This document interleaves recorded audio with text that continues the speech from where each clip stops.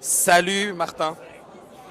Est-ce que tu souhaites que je t'accompagne parce que je pense que tu as un message fort à faire passer en venant sans t-shirt. Est-ce que je dois enlever le t-shirt pour faire passer le message fort aussi? Ouais. Passe ton micro parce que c'est pas le micro. Ah c'est vrai. Attends, tiens. Et comment tu vas l'accrocher? Alors si tu enlèves ton micro, ton t-shirt, je veux bien remettre le mien pour pouvoir Si- accrocher le micro. Ah oui, parce que moi j'ai pas d'aimant. Ouais, là du coup, il y a plus de gens. Bon alors d'accord.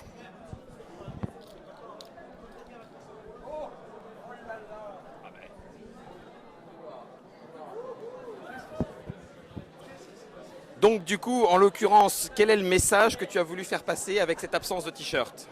Alors ce que je veux vous montrer, c'est que le monde du jeu est un monde libre où on peut se permettre beaucoup de choses et pas seulement des choses. J'ai pas de fin à cette phrase en fait. Et c'est très important de le savoir. On fait pas n'importe quoi dans le monde du jeu. Est-ce que tu veux dire que, par exemple, ton prototype, les doigts ou je sais plus trop où, là, il pourrait trouver un éditeur? Alors ça fait un moment qu'on a un petit prototype qui s'appelle le doigt dans la chatte. Ah ouais, J'invite c'est tous ça, ceux qui nous verraient au off, s'il y a des gens qui sont sur le festival. Je suis pas sûr, hein, en fait les gens qui nous écoutent sont chez eux souvent. Normalement, oui. Ouais. On a un excellent prototype. Si vous me voyez dans un autre festival qui s'appelle le doigt dans la chatte et que je vous montrerai avec grand plaisir. Purée, on vient de voir que je suis gagnant, même par rapport à toi, du concours de vainqueur de buveur de bière. Ça va me poursuivre. Qu'est-ce qu'on fait? On remet le t-shirt ou on n'a même pas peur? Ouais, ouais, effectivement, on peut rester comme ça un petit peu plus longtemps. Je... Monsieur Fall, du coup, il se moque en disant c'est triste d'avoir à rentrer le ventre. Ah, viens, allez Fall, allez Fall. Fall, il dit si je voulais me moquer, j'enlève le t-shirt et je viens effectivement le montrer comme ça. Bon, du coup, je vais pas continuer. Tout pour l'audience, on gonfle les abdos. Alors ceci dit, j'avais rendez-vous là. Je suis venu sur le stand parce que j'avais rendez-vous et un rendez-vous sérieux. Un rendez-vous, viens, Ouais, remets le t-shirt. ouais. J'ai quand même quelques questions à te poser. Je vais remettre le mien parce que finalement, Ok, il faut ok. réussir à assumer, mais un petit moment seulement. Après, les enfants vont avoir peur.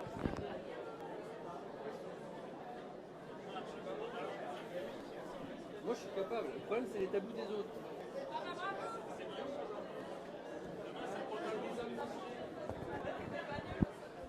Si jamais, si, si jamais mes enfants doivent voir ça, je voudrais leur dire que leur papa les aime.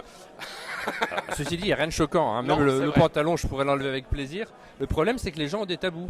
Bah oui. Et je comprends pas pourquoi. Je vois pas ce Mais- qu'il y a de Il n'y a rien de choquant. Quand on est Non, sur bah la non, plage, on voit les gens à poil. On est quasiment tous faits de la même façon. Je suis Bah assez oui. d'accord. L'avantage ou C'est l'inconvénient ça que j'aurais dû du répondre au tabou, début. C'est notre combat. c'est que C'est de montrer qu'on est tous pareils. Oui, Y mais- compris autour d'une table de y jeu. compris autour d'une table de jeu. Il n'empêche que le tabou des uns, parfois, pour éviter de choquer, peut faire comprendre aussi que bah, du coup on y fasse attention et voilà. Mais c'est pas pour ça que du coup j'ai profité de ta venue. Vous avez décidé avec le jury du Festival de Cannes de commencer des sélections. Tu l'as un petit peu expliqué, mais autant qu'on prenne un petit peu le temps d'aller là-dessus. Des sélections par catégorie. Alors je sais, ça a été très demandé, mais on aurait pu se dire, bah oui, mais on a voulu continuer comme ça. Bah non, vous avez accédé à cette demande. Est-ce que c'est certainement une décision collégiale, mais qu'est-ce qui vous a motivé à suivre cette demande forte derrière qui a été faite de catégorisation des jeux de société? Ça va être dur de parler sérieusement après ça, mais c'était une demande des éditeurs surtout au départ, parce que le fait qu'il n'y ait pas de catégorie, ça nous arrangeait d'une certaine manière, dans la mesure où on pouvait sélectionner des jeux qui étaient à cheval entre deux catégories, qui n'étaient pas tout à fait des jeux familiaux, mais en même temps qui pouvaient plaire aux gros joueurs. Et bah, c'était très simple pour ça, on ne savait pas trop où ils étaient sélectionnés, ça nous permettait de les mettre quand même, sans le dire. Malgré tout, les éditeurs, la presse avaient besoin de faire des choses qui soient très claires pour pouvoir parler des jeux de manière limpide. J'ai un exemple d'un jeu qui s'appelait Water Lily, qui avait été sélectionné, alors c'était au tout début de ma présence dans le jury de Cannes en 2011, quelque chose comme ça, et qui a été considéré par beaucoup comme un jeu enfant.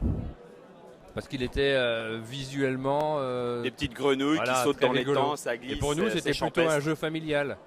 On n'a pas eu besoin de l'expliquer, ce qui fait que les enfants y ont joué, les familles y ont joué. Je me demande si cette année, un jeu comme Maître Renard, qui est un petit peu dans ce cas-là quand même, puisque les adultes peuvent y jouer et les enfants aussi, est-ce qu'on le considère comme un jeu familial alors qu'il est dans la rubrique enfant?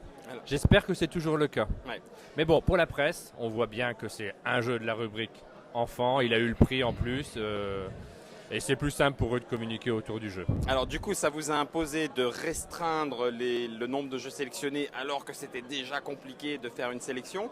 Et même, je rajouterais, alors l'exemple qui me vient en tête, désolé, j'aurais certainement pu en trouver d'autres, mais par exemple, un jeu qui va être chez Purple Brain comme le Petit Chaperon Rouge ou le prochain, là, le joueur de flûte, qui du coup va se trouver à une espèce d'intervalle, on va le mettre dans les jeux pour enfants, mais au final c'est lui qui va en pâtir, on va le mettre dans les jeux familiales, mais au final c'est quand même un jeu pour enfants.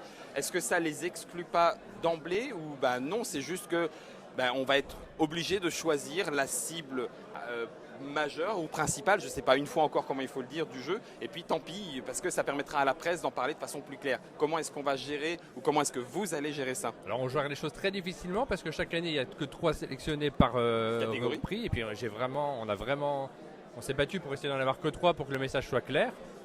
Moi j'essaye vraiment au maximum que chaque jeu puisse concourir dans une catégorie quand même. Et clairement, cette année, le choix a été fait que les jeux de Purple Brain concouraient dans la catégorie enfant. On en a parlé autour de la sélection enfant, donc ils n'ont pas été exclus du tout. Après, il y a des choix qui sont faits. Et on aura le même débat sur un jeu comme Blood Rage qui n'est pas dans la sélection, qui est un jeu avec des figurines, mais qui n'est pas un jeu de figurines spécialement, et qui n'est pas là. Alors est-ce qu'on l'a exclu parce qu'il n'y avait pas assez de place ou pas? C'est toujours cette année, oui. Au final, cette année, on a exclu les jeux Purple Brain, on a exclu Blood Rage parce qu'on en a sélectionné d'autres. Oui. Mais de fait, ils ne sont pas. Il n'y a pas de catégorie de jeux impossibles. Ouais, c'est ça, impossible à ranger dans un endroit. Moi, ce qui me fait un peu mal au cœur, peut-être, c'est qu'on essaye. La mission de l'As d'Or, c'est d'élire des jeux qui vont amener le grand public à jouer. Donc de ce fait, naturellement, ce sont des jeux relativement simples qui vont être sélectionnés, notamment dans la catégorie famille, et puis peut-être aussi dans la catégorie expert. C'est pas les jeux les plus complexes du monde qui vont être sélectionnés à l'As d'Or. Tout le monde le sait, on le dit clairement, c'est pas un secret. Et quand on est un joueur et qu'on a envie de découvrir des choses très complexes, c'est pas forcément l'As d'Or qui répond à cette demande-là. C'est rigolo. C'est le petit aspect où des fois on peut avoir des frustrations. D'accord. Alors c'est rigolo parce que j'allais justement enchaîner, tu parlais de Blood Rage, j'allais enchaîner en disant tiens c'est rigolo, on a aussi des retours par rapport à la sélection que certains disent soi-disant experts par rapport au jury de Cannes. C'est rigolo parce que tu es aussi dans le jury des Diamants d'Or qui oui. Justement... Un jury très important. C'est vrai, tu as raison, parce que justement ça permet de mettre en lumière là, pour d'autres raisons et d'autres joueurs, des jeux qui vont être experts plus, on ne sait même plus comment est-ce qu'il va falloir le dire, mais c'est parce que comme ça n'était plus le cas entre le Diamant d'Or, le Trick Track d'Or et puis l'As d'Or, au final ça fait un espèce de crescendo qui permet à chacun d'y retrouver sa petite sélection. Voilà, les Diamants d'Or, c'est un cri qu'on a créé pour se faire plaisir avec un petit peu de second degré comme le nom l'indique. En fait, c'est une révolte des joueurs de cubes en bois qui se disent que mince, on n'a plus de place maintenant. On n'a plus de jeu qu'on peut mettre en avant. Donc on a créé notre prix à nous. On va à Essonne en essayant de retrouver que des énormes jeux sur lesquels on va passer des plombes, où il va nous falloir des heures et des heures pour les jouer plusieurs fois pour voir s'ils ont vraiment un minimum de renouvellement. Et puis on essaye d'en parler après, avec malheureusement pas assez de temps pour faire tout ce qu'il faudrait. Mais bon, cette année on s'est fait plaisir, on a récompensé Mombasa. Un très bon jeu qui est paru chez Gigamic. Donc on a de la chance parce qu'il est disponible en France, mais on ne se limite pas du tout aux jeux français. Oui, ça aurait pu être... c'est peut-être un petit peu ce qu'était le Trick Track d'Or il y a 10 ans, quand il y avait moins de joueurs et où les experts pouvaient parler aux experts. Oui. Aujourd'hui, ça existe moins, donc on fait notre petit prix à nous en plus, qui est beaucoup plus léger, qui ne concurrence rien, mais où on se fait plaisir. Du coup, sur le forum, sur le chat, ils proposent directement de faire une nouvelle catégorie qui pourrait s'appeler, après enfant familial expert, de faire la catégorie Inferno, histoire de bien montrer à la presse qu'il y a aussi des jeux. Non, faut mieux pas. Je pense qu'on n'a pas fini avec les catégories. Là, on va en créer une troisième, puis après, on va aller voir le jeu de rôle, parce que des jeux comme Toy Story vont nous ouvrir de plus en plus aux jeux de rôle. Et puis les parties game, et puis voilà, c'est pas fini quoi. Du coup, je vais revenir sur un autre point, Martin, puisque du coup, on t'a et on va pas te lâcher comme ça. Ton parcours, ta position en tant que, on le dit comment, caricaturiste, quel est le terme que tu préfères? Je suis devenu dessinateur de presse. Je l'avais pas choisi et je l'avais pas anticipé. Et de fil en aiguille aussi parce que il se trouve que je suis assez pudique de nature. Ça se voit peut-être pas quand j'enlève mon t-shirt. Mais Surtout que tu m'as à la forcé à base, faire la même chose et je suis en train de me dire que j'aurais pas dû. et t'es assez pudique aussi. Bah donc oui. c'est très surprenant. Mais en fait, les gens pudiques ont peut-être moins de tabous que les autres. Peut-être. Je suis assez pudique de nature, donc moi j'ai du mal à parler de moi-même. Donc beaucoup de blogueurs, quand ils créent des blogs, ils parlent d'eux-mêmes. Et moi j'ai commencé à parler de l'actualité plutôt. Et c'est pour ça que je suis devenu presque à mon insu dessinateur de presse. Et que le succès grandissant, maintenant je travaille de plus en plus dans ce domaine-là. Pas assez dans le monde du jeu à mon goût. Ouais, alors- C'est mon défi maintenant. Je vais essayer d'écrire davantage sur le jeu parce que c'est ce qui C'est rigolo. m'excite finalement. On doit être un peu connecté. On va faire un compatibility juste après pour le vérifier. Mais la question que j'allais te poser, c'est qu'au final, la position que tu as sans fioriture aux thunes, etc., te donne une place privilégiée, un petit peu maîtresse pour justement être ce que certains réclament, l'interface avec on va dire un côté presse, un côté grand public, parce que tu as déjà un pied dedans, c'est Le Monde, c'est le blog, la sélection, etc.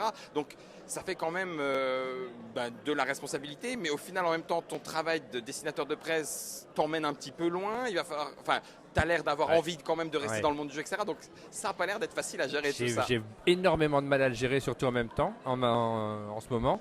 Parce que j'ai pas mal de boulot à côté, je suis débordé en permanence et les gens qui me demandent du boulot ces derniers temps m'engueulent régulièrement, ce qui est pas évident non plus à gérer.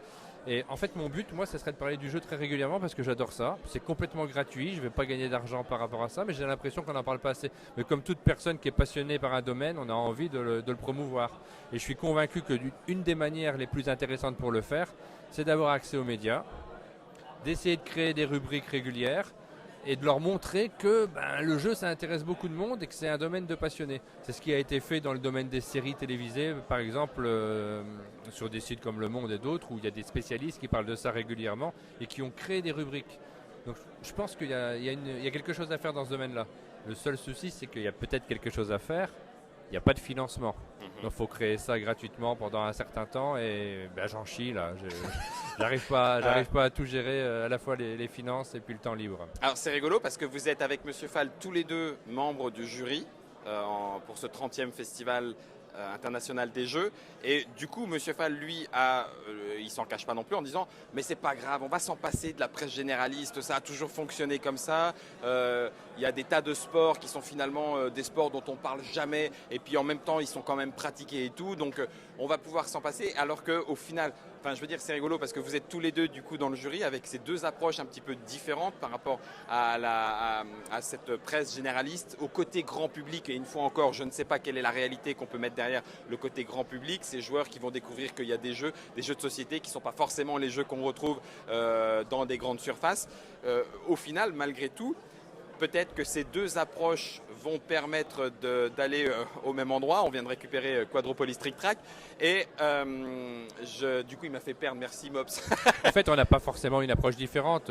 Fall travaille sur Trick Track, donc il a créé tout un site et tout un univers que les gens peuvent retrouver. Ceux qui s'y connaissent, ceux qui travaillent en ludothèque ou qui commencent à s'y intéresser. Je me suis rendu compte, parce que j'ai fait une erreur au départ quand j'ai commencé à parler du jeu sur Le Monde, je me suis dit au début qu'il fallait parler de jeux extrêmement accessibles pour amener des gens à découvrir le jeu de société. Okay. Et quelques journalistes du Monde qui s'intéressent un petit peu aux jeux de société, et notamment à Magic, ont écrit des articles extrêmement pointus. Et j'ai été surpris de voir que beaucoup adoraient ce côté pointu sans comprendre forcément ce qu'ils disaient, mais de montrer qu'on pouvait être passionné, qu'on pouvait être adulte et s'intéresser au jeu.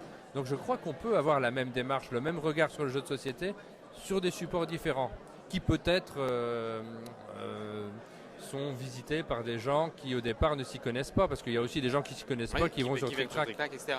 Donc peu importe que le site soit généraliste, soit spécialisé ou pas, c'est une question d'honnêteté et de passion. Quand on montre de la passion, où que ce soit, finalement on arrive à convertir des gens. Et montrer de la passion sur Le Monde, à partir du moment où le site est très visité, c'est utile. Ah oui, donc je voudrais faire ça, moi. C'est ce que j'ai envie de faire et ce que je vais essayer de faire.